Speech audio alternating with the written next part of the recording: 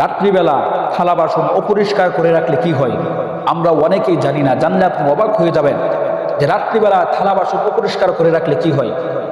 এক মহিলা হযরত আলী রাদিয়াল্লাহু তাআলা আনহুর কাছে গিয়ে বলেন, হে আলী, আমার ঘরের মধ্যে আমার স্বামী এবং আমার 3 ছেলে ইনকাম করে, কিন্তু এর পরেও আমার ঘরের মধ্যে কোনো রহমত নাই।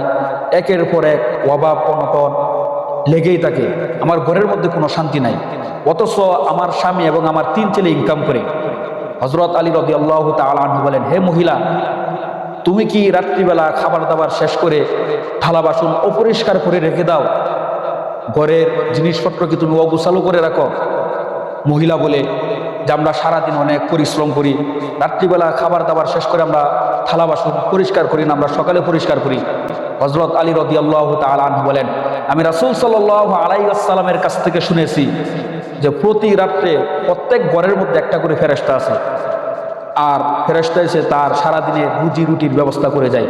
কিন্তু যে ঘরের মধ্যে থালা বাসন অপরিষ্কার থাকে, ঘরগুলা অগোছালো থাকে, ওই ঘরের মধ্যে ওই রহমতের ফেরেশতা প্রবেশ করে না। এমনকি আমি রাসূল সাল্লাল্লাহু আলাইহি ওয়াসাল্লামের কাছ থেকে আরও শুনেছি যে ঘরের মধ্যে থালা বাসন না ধুয়ে রাখা হয়, ঘর অপরিষ্কার করে রাখা হয়, ওই ঘরের মধ্যে শয়তানে ওই থালা বাসনের মধ্যে থুতু নিক্ষেপ করে। এবং আল্লাহ রাসূল সাল্লাল্লাহু আলাইহি ওয়াসাল্লাম বলেন যে পরিষ্কার পরিচ্ছন্নতা হলো ঈমানের অঙ্গ।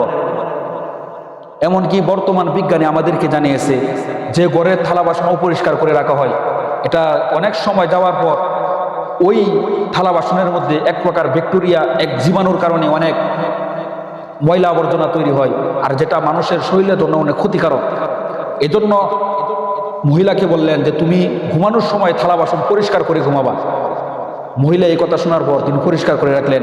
আল্লাহ পাক রব্বুল আলামিন পর থেকে মহিলার ঘরের মধ্যে রহম আর বরকত বাড়িয়ে দিই। সুবহানাল্লাহ।